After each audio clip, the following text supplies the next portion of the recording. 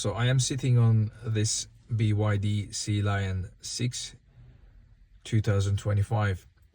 There's no state of charge cap mod in this car, unlike some other EVs. For example, if you want to stop charging your battery at 80% instead of going 100%, there's no way to do that.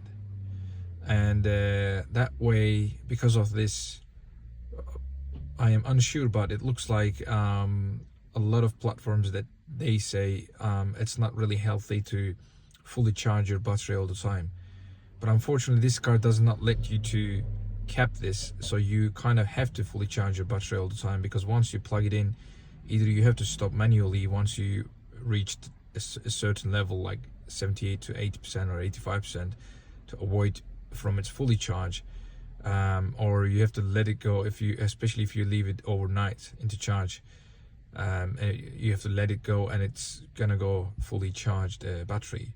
So there's not much option on that, unless there's like some external PowerPoint stoppers, or if you use like some sort of external a third-party application and things, there might be a chance. But so when I asked ChatGPT, it told me exactly to do the same steps, and when I ask it to the dealership, they also don't know about whether it is or not. So what I go, basically, it says energy in here. You click energy and you got a few options in here. Obviously you can see the battery level at the moment is in 40%, and there's something called SOC settings, which is first time familiar with. It means state of charge, basically a battery level, and I don't know why it says SEO instead of battery level, which would be easier. So you click this information thing, and you got a fairly long thing to read in here. It's basically says you can set the battery level up to 25% low, and it won't consume battery anymore after 25%, and it will rely on the fuel mode. But this is the lowest battery level setting you can go if you want your car to stop spending battery on a road that you're driving, and then it will switch on to the fuel mode itself. And there's like something called auto and save, which I think I couldn't really understand the auto. It looks like the auto is like, well, it can still go beyond 25% if it needs to. I might be wrong. It says in here, but it's a bit complicated to understand this. So it says the auto and save mode is related to electric vehicle energy management priority. Save, prefer keeping vehicle battery power and try to get close to the target SOC. So looks like to me it's more focusing on the saving the battery power, but I couldn't really understand close to the SOC, because we already set the SOC level in 25%. So what does mean is getting close to that. And then auto is prefer fuel economy but also take battery power. So this is also the interesting thing to understand as well, because so the auto is like more focused on fuel economy, but a little bit of taking care of the battery power as well. Take battery power, save into consideration. So it's not really I mean, it doesn't really give you a solid setting on these things. It looks like it's a bit like something is like in between, or these kind of things. So it's a bit complicated. So, and this is alone, it's complicated anyway. So SEO setting 25%, and then it's in auto at the moment. So there's regenerative braking, which I understood is obviously the once you brake, your battery going to get a bit charged each time if you brake. So it's in standard mode at the moment. It does quite well, to be honest, even in standard mode. I've never tried in a high mode, but I can definitely see it in standard mode. It does quite well. It's not really annoying or something. Some people say that it might be a bit annoying in the high mode, but the standard mode it just feels as normal, like driving a normal car. But it still does quite a bit of energy saving, I can tell that, within the standard mode. So I don't think I really need high mode unless I really have no place to charge the car or something, but other than that, it's good. So I just want to say that there's no so you can go to the, so there's, as you can see, if you click the energy, there's also the different settings option, but there's nothing in these ones. I checked them already. It has to be in the energy anyways, even by the name it says if it is. And then energy manager doesn't say any of these battery capping mode when it's maximum, more like 80% maximum, or there's no settings on that. And then charge and discharge, when you click this one, it gives you 3 options in here. And smart charging only lets you to set a charging time, so you can basically set any time that you want to charge a car. The charging will start. For example, at the moment my charging will start at after 12.5 a.m. in the next day. For example, if I put my car charging now or after 8 p.m. today, it will skip that 8 p.m. to 5 p.m. 8 p.m. to 12 a.m. in the next morning, so it's not going to charge or do anything. Even though the power is on, it's not going to charge. And then after 12.5 a.m. it will start to charge. Obviously you can change all these settings to any time you like to, and it's not that hard to understand. So it looks like a bit complicated right now, but once you go into that, you just need to press on this one. So if you press off, it will switch things off. As soon as you plug your car into battery, it will start to charge. It will start to charge. If you press this on, it will come this automatically with this time setting, but then you can change this if you like to as well. You can just click in there, you can change this time, and you can change the beginning time as well if you like to, anytime. And then if you want to go back to the again the same thing, so it's got charging port, immobilizer system, and there's again 3 options in this one, so you can choose enable, disable, and intelligent.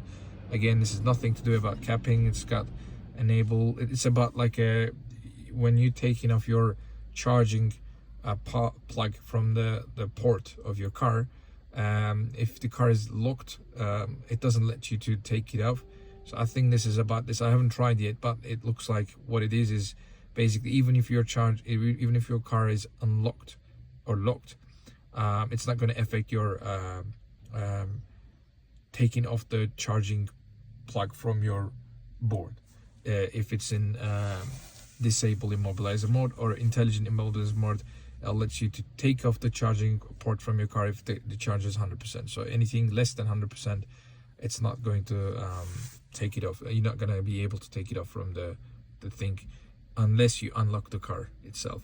So right now it was enabled before, so at that point I wasn't be able to take off my charging cord. I had to actually take the key with me, bring next to the car, and then unlock the car, and then I'll be able to take the charging port.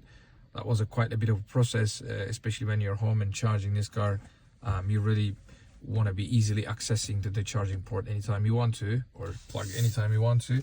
But now I put in the intelligent mode, and once it's 100%, I don't need to bring the key. I can just immediately go and take off the charging. And then since that you can't set a maximum SOC or the battery level state, whatever the mode is, there's no reason to not to take it off at 100% anyways. So that's intelligent mode seems to be the most intelligent way to go. And then you got the last one is vehicle to load mode, and I didn't check this, what is that actually in depth, but it gives you vehicle to load mode. There's nothing I button, there's nothing information, as you can't really understand what does that mean. So you can click this on as settings, and once you go settings, that hours can be changed but nothing else. So it doesn't really say anything. Remaining duration of single charge, start the engine to generate electricity when the battery power is low. Start something like again, like when the battery power is low you can start energy, but I really don't understand what's that means. So if you people know anything about this, you can let me know and let others know. And then this was the 3 things, and then there's energy consumption menu as well in here, and when you click that you can just see how much the energy is consumed. And you got a graph in here. I reset it recently, and I reset all these data recently as well, but the consumption says on top This hasn't been reset. I'm not sure why, because I think this is the current consumption. So it says odometer. Odometers. I didn't know that I did that much kilometers on this car at the moment, but it's like a 449 kilometers done already, and so 1.9 liter per 100 kilometers, 16.8 kilowatt hours per 100 kilometers, and 843 kilometers left in the fuel, it says basically.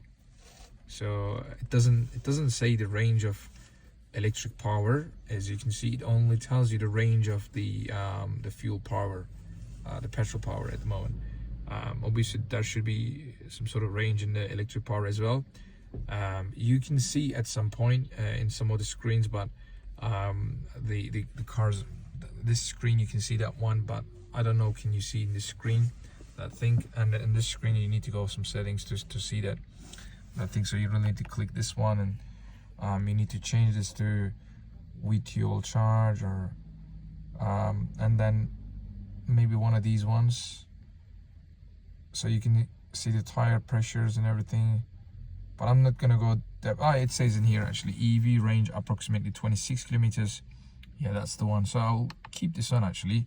So it will tell you there how many kilometers of EV range at the moment. So it's got 26 kilometers EV range and 843 kilometers of fuel range. And right now you can see the fuel is that much full, and then the EV is 40%, which means, so 40% giving you a 26 kilometers according to this this thing in here.